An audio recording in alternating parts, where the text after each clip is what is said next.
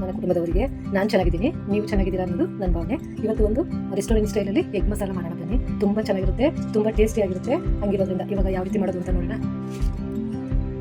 ಒಂದು ಸ್ಪೂನು ಧನಿಯಾ,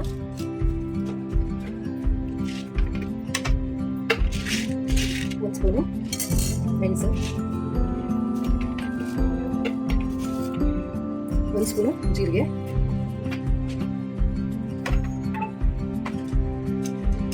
ಎರಡು ಏಲಕ್ಕಿ, ಎರಡು ಲವಂಗ, ಎರಡು ಚಕ್ಕೆ, ಒಂದು 4 ಮೆಣಸಿನಕಾಯಿ. ಇದಿಷ್ಟು ಸ್ವಲ್ಪ ಚೆನ್ನಾಗಿ ಫ್ರೈ ಮಾಡ್ತೀನಿ. ಫ್ರೈ ಮಾಡ್ಕೊಂಡಿದ್ದೀರ ಸ್ವಲ್ಪ ಪುಡಿ ಮಾಡ್ಕೋಬೇಕು. ಹಂಗಿರೋದ್ರಿಂದ ಫ್ರೈ ಮಾಡ್ತೀನಿ.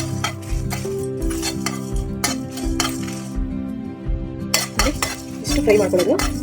ಇದು ಒಳ್ಳೆ ಹೆಂಗೆ ಘಮ ಬರ್ತಾ ಇದೆ ಅಂದರೆ ಇಷ್ಟನ್ನು ಫ್ರೈ ಮಾಡ್ಕೊಂಡು ಇದನ್ನು ಮಿಕ್ಸಿ ಜಾರ್ಗೆ ಶಿಫ್ಟ್ ಮಾಡಿಕೊಂಡು ಇದನ್ನ ಪುಡಿ ಮಾಡ್ಕೋಬೇಕು. ಇವಾಗ ನೋಡಿ, ಇದನ್ನ ಮಿಕ್ಸಿ ಜಾರ್ಗೆ ಶಿಫ್ಟ್ ಮಾಡ್ಕೊಂಡಿದ್ದೀನಿ. ಇದನ್ನ ಪುಡಿ ಮಾಡ್ಕೊಳ್ಳೋಣ. ನೋಡಿ, ಈ ಥರ ಪುಡಿ ಮಾಡ್ಕೊಳ್ಳೋಣ. ಇದನ್ನ ಇಲ್ಲಿ 1-7 ಇಂಚು ಗೋಡಂಬಿ ತೊಗೊಂಡಿದ್ದೀನಿ. ಇದಕ್ಕೆ ಸ್ವಲ್ಪ ಬಿಸಿ ಹಾಲು ಹಾಕೋಬೇಕು. ಸ್ವಲ್ಪ ಬಿಸಿ ಹಾಲು ಹಾಕೊಂಡು ಒಂದು 10 ನಿಮಿಷ ಬಿಟ್ಬಿಟ್ಟು ಇದನ್ನ ಪೇಸ್ಟ್ ಮಾಡ್ಕೋಬೇಕು. ಇದನ್ನ ಗೋಡಂಬಿ ಹಾಲನ್ನು ಪೇಸ್ಟ್, ಇದು ಗೋಡಂಬಿ ಹಾಲು ನೆನೆಸ್ಕೊಂಡಿರೋದು. 10 ನಿಮಿಷ ನೆನೆಸ್ಬಿಟ್ಟು ಇದನ್ನ ಪೇಸ್ಟ್ ಮಾಡಬೇಕು. ನೋಡಿ, ಇವಾಗ ಒಂದು 2 ಟೇಬಲ್ ಸ್ಪೂನ್ ಅಷ್ಟು ಎಣ್ಣೆ ತೊಗೊಂಡಿದ್ದೀನಿ. ಎಣ್ಣೆ ಹಾಕೊಳ್ಳೋಣ. ಇದಕ್ಕೆ ಎಗ್ ಹಾಕೊಳ್ಳೋಣ. ಎಗ್ಗು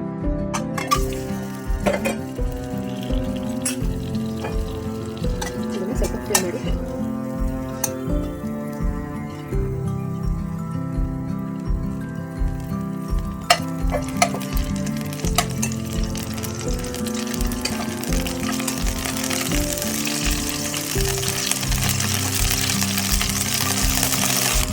ಇವಾಗ ಇಷ್ಟು ಫ್ರೈ ಮಾಡಿಬಿಟ್ಟು ಇವಾಗ ಇದನ್ನು ಎಗ್ನ ಹಾಕೊಳ್ಳೋಣ.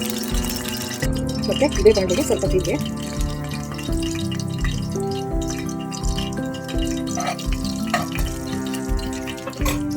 ಇದಕ್ಕೆ ಹಾಕೋಣ.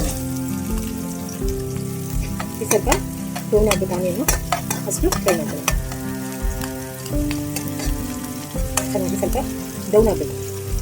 ತುಂಬ ಬ್ರೌನ್ ಬೇಡ, ಒಂದು ಮೀಡಿಯಮ್ ಆಗಿ ಒಂದು ಬ್ರೌನ್ ಆಗೋ ಥರ ಫ್ರೈ ಮಾಡ್ಕೊಳ್ಳೋಣ. ಇಷ್ಟು ಫ್ರೈ ಆಗಬೇಕು. ಈರುಳ್ಳಿ, ಇವಾಗ ಶುಂಠಿ ಬೆಳ್ಳುಳ್ಳಿ ಪೇಸ್ಟ್ ಹಾಕೋಣ.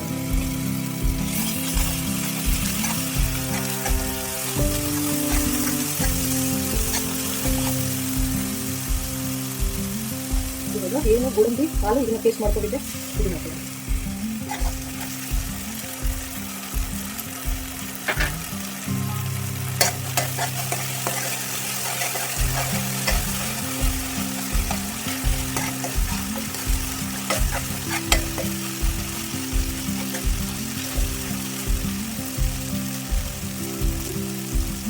ಒಂದು ಅರ್ಧ ಬೋದು ಮಸಾಲೆ,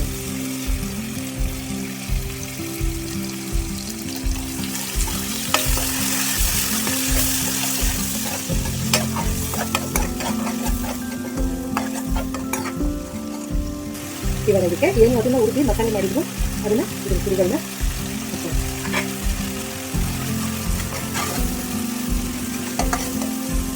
ಇದನ್ನ ಚೆನ್ನಾಗಿ ಇದನ್ನ ಮಿಕ್ಸ್ ಮಾಡಿ ಸ್ವಲ್ಪ ಒಂದು ಅರ್ಧ ಸ್ಪೂನ್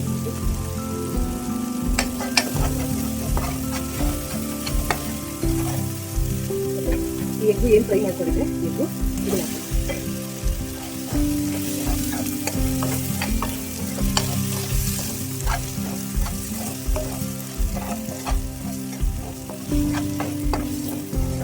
ಇದನ್ನ ಚೆನ್ನಾಗಿ ಮಿಕ್ಸ್ ಮಾಡಿ ಇದಕ್ಕೆ ಸ್ವಲ್ಪ ನೀರು ಹಾಕೋಣ. ಇದು ಇವಾಗ ನೀರು ಹಾಕಿ ಚೆನ್ನಾಗಿ ಮಿಕ್ಸ್ ಮಾಡಿ ಇವಾಗ ಸ್ವಲ್ಪ ಫ್ರೆಶ್ ಕ್ರೀಮ್ ಹಾಕೋಣ. ಇವಾಗ ಇದನ್ನ ಚೆನ್ನಾಗಿ ಮಿಕ್ಸ್ ಮಾಡಿ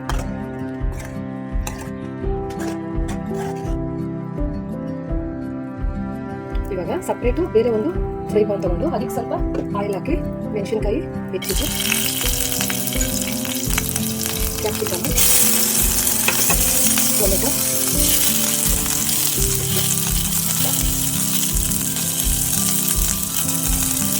ಸ್ವಲ್ಪ ಫ್ರೈ ಮಾಡಿ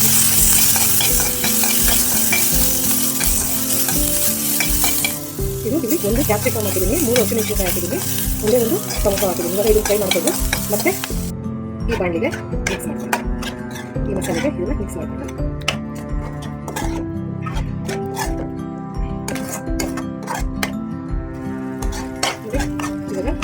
ಅಷ್ಟೇ, ಇದು ರೆಡಿ ಆಯಿತು.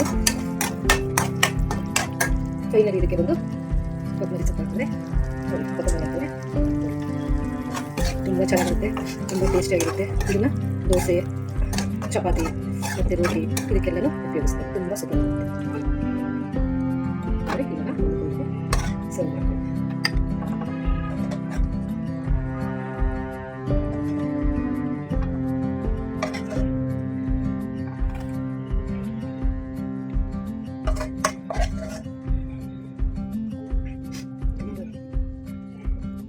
ತುಂಬ ಚೆನ್ನಾಗಿರುತ್ತೆ. ಇದು ರೆಸ್ಟೋರೆಂಟ್ ಸ್ಟೈಲ್ದು ಎಗ್ ಮಸಾಲ, ಸೂಪರ್ ಆಗಿರುತ್ತೆ ನೋಡಿ, ತುಂಬ ಚೆನ್ನಾಗಿರುತ್ತೆ ಟೇಸ್ಟ್ ಮಾಡಿದ್ರೆ.